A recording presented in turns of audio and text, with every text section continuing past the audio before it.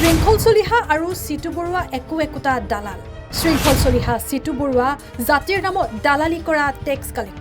ঢিংকান্তক লৈ তালফাল লগোৱা শৃংখল চলিহা আৰু চিটু বৰুৱা আজি ক'ত?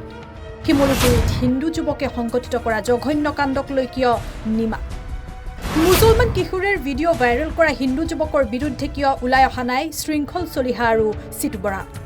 শৃংখল চলিহা আৰু চিটু বৰাই জাতিৰ নামত কেৱল চান্দা তুলিব জানে।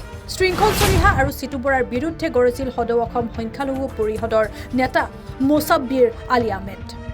চাওক যে আমি পূৰ্বৰ পৰা কৈ আহিছিলোঁ যে অপৰাধীৰ কোনো ধৰ্ম নাই, কিন্তু দেখা গ'ল ঢিঙৰ যিটো নাৰকীয় কাণ্ড অভিযুক্তসকলক লৈ পেলাই তিনিজন অভিযুক্তৰ নাম আছিলে মুছলমান দেখি পেলাই যে তথাকথিত যিসকল ভণ্ড নেতা, টেক্স কালেক্ট কৰা নেতা চিটু বৰুৱা, শৃংখল চলিহা, এইসকল ব্যক্তিয়ে গোটেই অসমখনৰ মাজত এটা অপ্ৰীতিকৰ পৰিৱেশ সৃষ্টি কৰিছিল।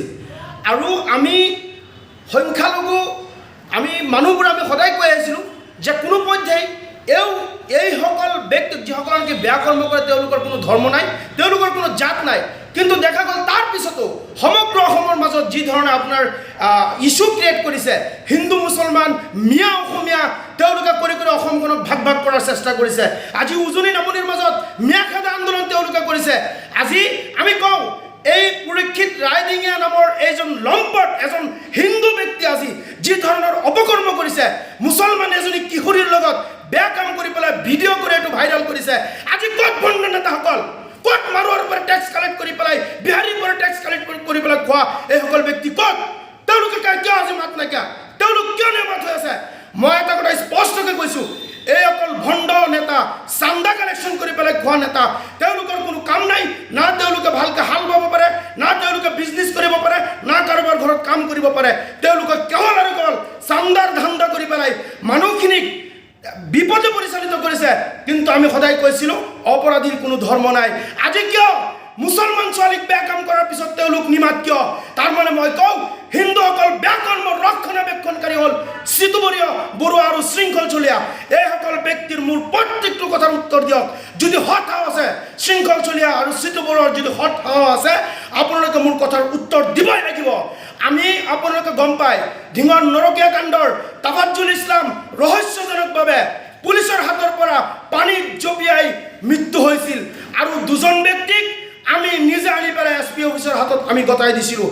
কিন্তু তাৰপিছত আজি ইমান বেয়া কাণ্ড হ'ল, হিন্দু মানুহে কৰিল, পূজাৰীয়ে কৰিলে, শিক্ষকে কৰিলে, কিন্তু তেওঁলোকৰ বিৰুদ্ধে এষাৰ মাত মাতিবলৈ সৎসাহস কৰিব পৰা নাই শৃংখল চলিহা আৰু চিটু বৰুৱা।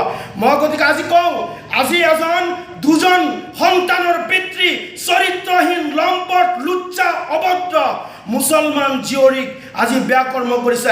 এজন হিন্দু লোকক প্ৰতি উত্তৰ দিবলৈ আমি দেখা পোৱা নাই, তেওঁলোকৰ বিৰুদ্ধে ক'বলৈ আমি দেখা পোৱা নাই। তাৰ মানে কি? মুছলমান মিয়া মানুহে অপৰাধ কৰিলে অপৰাধ আৰু হিন্দু মানুহে কৰিলে অপৰাধ নহয়। মই সকীয়াই দিছোঁ, আৰু যদি পৰৱৰ্তী সময়ত যদি কোনো মিয়া অসমীয়া কৰি যদি অপৰাধীক আপোনালোকৰ অপৰাধীৰ দৃষ্টিৰে নাচাই ধৰ্মীয় দৃষ্টিৰে চাই, তেনেহ'লে কিন্তু আপোনালোকৰ খবৰ আছে। মই চিধাকৈ কৈ দিছোঁ, আজি কৈছোঁ, মই প্ৰত্যেকজন ব্যক্তিৰ পৰা যিসকল হিন্দু মানুহে আপোনাৰ মুছলমান হিন্দু কৰি আপোনালোকে ঢিংকাণ্ডক ধৰ্মীয় ৰসন সানিছে, তেওঁলোক এষাৰ মাত কিয় দিয়া নাই? আপোনালোকক মাতিবই লাগিব, অন্যথা কিন্তু আমি কম আপোনালোকে হিন্দু বেয়া কৰ্মৰ ৰক্ষণাবেক্ষণকাৰী। News desk, Sarupathar plus.